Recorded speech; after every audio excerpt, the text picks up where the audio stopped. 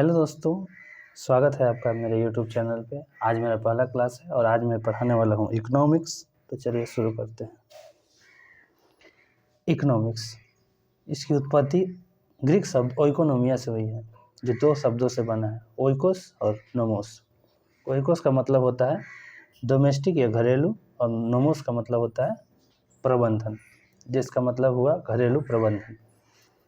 Economics के जनक Adam Smith को माना जाता है। इन्होंने 1776 में एक बुक लिखी थी जिसका नाम था an inquiry into the nature and causes of the wealth of nations. इसी किताब के बाद क्लासिकल इकोनॉमिक्स का उद्भव माना जाता है। आइए अब हम इसकी परिभाषा देख लेते हैं, जो कि अलग अलग विद्वानों ने अलग अलग दिया है। एडम स्मिथ के अनुसार इकोनॉमिक्स धन का विज्ञान है। अल्फ्रेड मार्शल के हिसाब से मनुष्य के व्यवहार के अध्ययन को इकोनॉमिक्स कहा जाता है। लियोनल रॉबिन्स, जो कि एक ब्रिटिश अर्थशास्त्री हैं, इन्होंने 1935 में इकोनॉमिक्स को साइंस ऑफ स्कैरसिटी यानी कि कमी का विज्ञान कहा था। अतः इकोनॉमिक्स के अध्ययन से हम अपने सीमित संसाधनों के बेहतर उपयोग के द्वारा अपनी अनंत आवश्यकताएं और इच्छाओं की पूर्ति को सुनिश्चित करते हैं। हमारी द्वारा किए गए संपूर्ण प्रकार की क्रियाओं को केवल दो प्रकार की क्रियाओं का अंतर्गत बांटा गया है, आर्थिक क्रियाएं और अनार्थिक क्रियाएं। आर्थिक क्रियाएं जिससे भी हम धन अर्जित करते हैं वे आर्थिक क्रियाएं कहलाती हैं, जैसे व्यवसाय, नौकरी, या जो कोई भी दिन दिहाड़ी कोई भी काम करते हो वो भी जिससे धन अर्जित होता हो। लेकिन बहुत सारी क्रियाएं हम ऐसी भी करते हैं जो करनी जरूरी है लेकिन उनसे धन अर्जित नहीं होता है, जैसे सामाजिक कार्य हो गया, धार्मिक भावनात्मक आवश्यकताओं की पूर्ति के लिए। जैसे कोई पिता अपने पुत्र के लिए कोई काम करता है तो उसके लिए उसे कुछ पैसे नहीं मिलते हैं लेकिन वो भी जरूरी है। इन्हें अनार्थिक क्रियाएं कहा जाता है, जैसे रक्तदान, वृक्षारोपण, दान देना या घर पर किया गया कोई भी कार्य।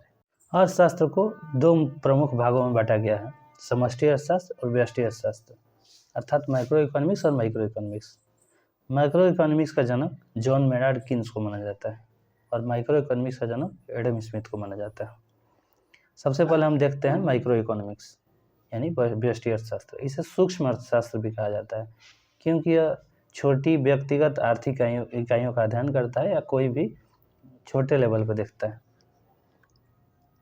एग्जाम्पल, एक उपभोक्ता, एक उत्पादक, एक फर्म या एक उद्योग।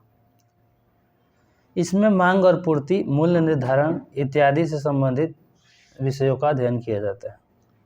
इसके महत्वपूर्ण घटक है उपभोक्ता व्यवहार सिद्धांत, उत्पादक व्यवहार सिद्धांत और कीमत सिद्धांत, जो कि सबसे ज़्यादा इम्पोर्टेंट है। उपभोक्ता व्यवहार सिद्धांत के अंतर्गत यह अध्ययन किया जाता है कि उपभोक्ता अपनी आय को किस प्रकार आवंटित करें कि वो अधिक से अधिक संतुष्टि प्राप्त कर सके। उत्पादक व्यवहार सिद्धांत के अंतर्गत उत्पादक उन वस्तुओं का उत्पादन करना चाहता है जिससे वो अधिक लाभ प्राप्त कर सके।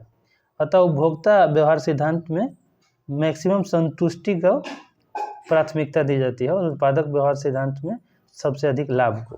कीमत सिद्धांत में इस बात का अध्ययन किया जाता है कि बाजार में वस्तुओं की कीमत किस प्रकार निर्धारित होती है। एडम स्मिथ ने अहस्तक्षेप की नीति का प्रतिपादन किया, जो कि व्यष्टि अर्थशास्त्र में सबसे इम्पोर्टेंट है। लेसेज फेयर एक फ्रेंच शब्द है जिसका मतलब होता है अकेले छोड़ दो। इसे आप हिंदी में हस्तक्षेप कह सकते हैं, अर्थात बाजार पर किसी का भी नियंत्रण न हो। बाद में यह देखा गया कि सरकार का नियंत्रण आवश्यक है। अब हम देखते हैं समष्टि अर्थशास्त्र। जब 1929 में ग्रेट इकोनॉमिक डिप्रेशन आया यानी बृहद आर्थिक अवसाद, उस समय हस्तक्षेप की नीति प्रभावी नहीं रही। तब लोगों ने माना कि सरकार का थोड़ा बहुत नियंत्रण आवश्यक है। उसी समय समष्टि अर्थशास्त्र एक विषय के रूप में उभरा। 1936 में जॉन मेनार्ड किन्स ने एक किताब लिखी जिसका नाम है the general theory of employment, interest and money. उसमें उन्होंने अर्थव्यवस्था को 4 क्षेत्रों का समायोजन बताया, जिसमें पहला क्षेत्र है फर्म यानी कि उद्योग, सरकार, परिवार और बाहरी क्षेत्र। समष्टि अर्थशास्त्र आय और रोजगार के सिद्धांत के रूप में जाना जाता है।